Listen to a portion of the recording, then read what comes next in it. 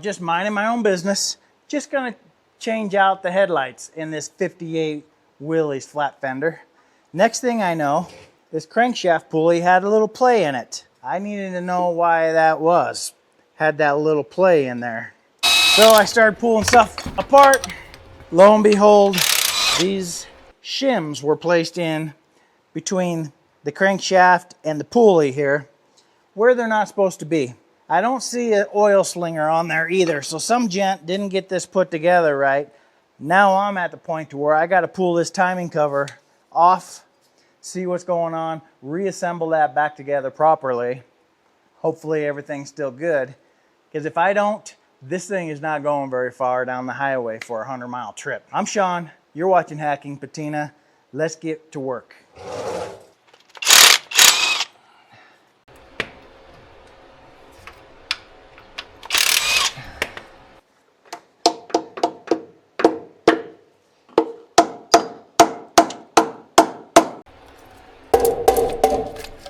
Here we go.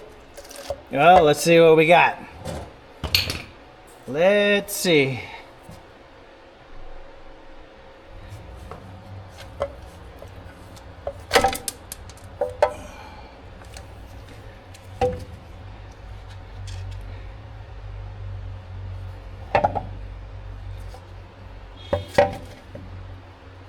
That oil seal needs to be replaced here.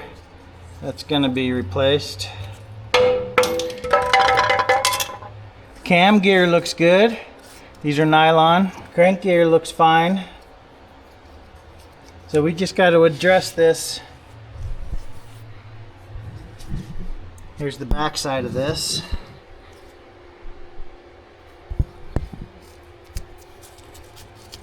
Should have a thrust washer. I see it. We're going to stick a pin in there. It looks like that hole is clogged up. That's an oil galley hole right there. Oil comes out of this oil galley here, right there, and it drops on these gears, but I just felt something stuck in there. So let's open that up, see if we can't unplug that or take that out. So a 7/16 should go ahead and pop that out for you. If that's plugged, we're not getting any oil coming out of this oil galley. I don't know if you can see inside there. That looks plugged to me. Yep, that's plugged tighter than Toby's assets right there. Let's get a pin. This is to take oil out of this oil galley here, coming out of your block, into this, and drip it right through this little hole. But that little hole is blocked, and when that drips, it drips on your gears and keeps this lubricated. Clear this out.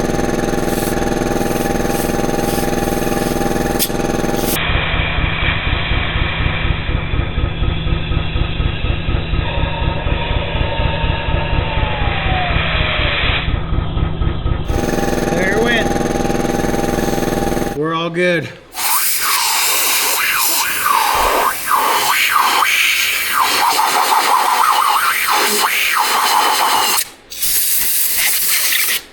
Got that resolved. Well, now that that is cleared out, let's put that back in.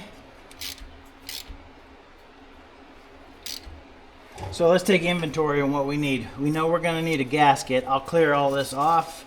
A new gasket, and I'll clear the gasket off of the timing cover.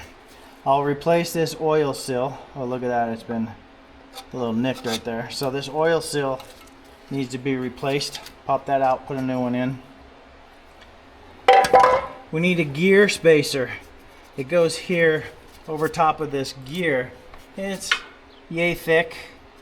And then an oil slinger, and the oil slinger will sit on the outside. I'm going to get those parts ordered. When they come in, I'll explain what they do.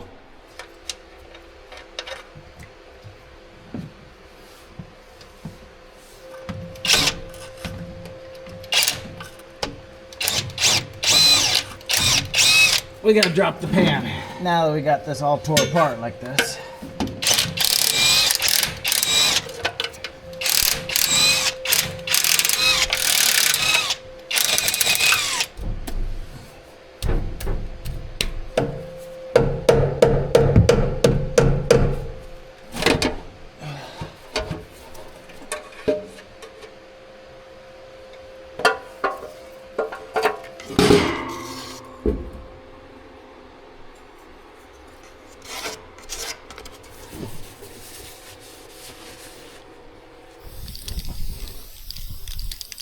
let's pull off this oil filter so we can get that screen in there cleaned out. And we'll replace this gasket. Let's add the new gasket, reassemble the oil filter. Done. We're going to be putting in the oil seal now into the timing cover. Remember, the screen side of this oil seal is always facing the oil. Okay, so this is the outside, this is the inside, so you want the spring of this oil seal internal towards the oil. I put a lube of oil, just standard motor oil, onto that.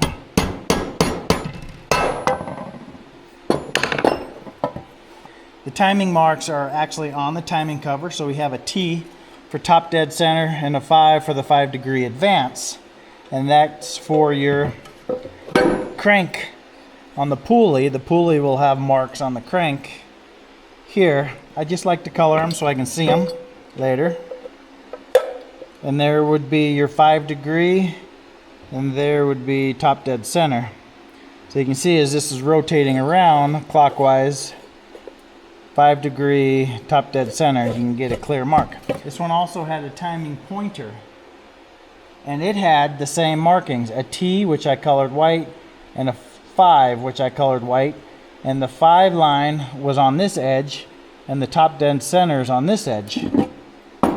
So when this gets added and bolted up, when you bolt the timing cover up to the block, it covers the 5 and the T on the timing cover itself, and now it's on the pointer, so you can look at it as you're timing it up, if you're timing it with a timing gun, or if you're just visualizing when you're setting it up. This pointer takes the place of the markings on the cover.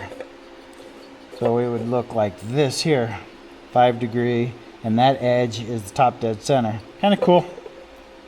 A lot easier than on the 48 CJ2. Well, here's the parts that were missing. The crankshaft gear spacer, that was not installed, and the oil slinger, that also was not installed. And I'm replacing the woodruff key. Didn't look to be proper, or it was wore out, or something was wrong with it, so we're gonna get that replaced also. So those were the components that were missing. Let's get this whole timing cover and the oil pan reassembled now and get this back to operational. We're going to reassemble our timing cover now. A Fel-Pro gasket, and we're going to put a little bit of gasket maker on here, just a little smidge, nothing heavy duty. Then we'll get that put on. But remember, we got 4 holes here that are oil facing. Those go all the way into the block. Okay, 3 and 4. So we want to put some gasket maker on those threads of anything that's wet threads. Okay.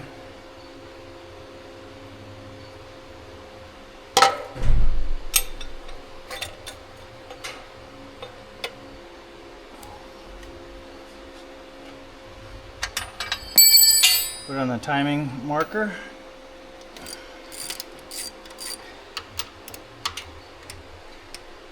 (12 to 14 foot-pounds). Reassembled, radiators filled up, oils filled up, all put back together. Let's see how the first startup goes.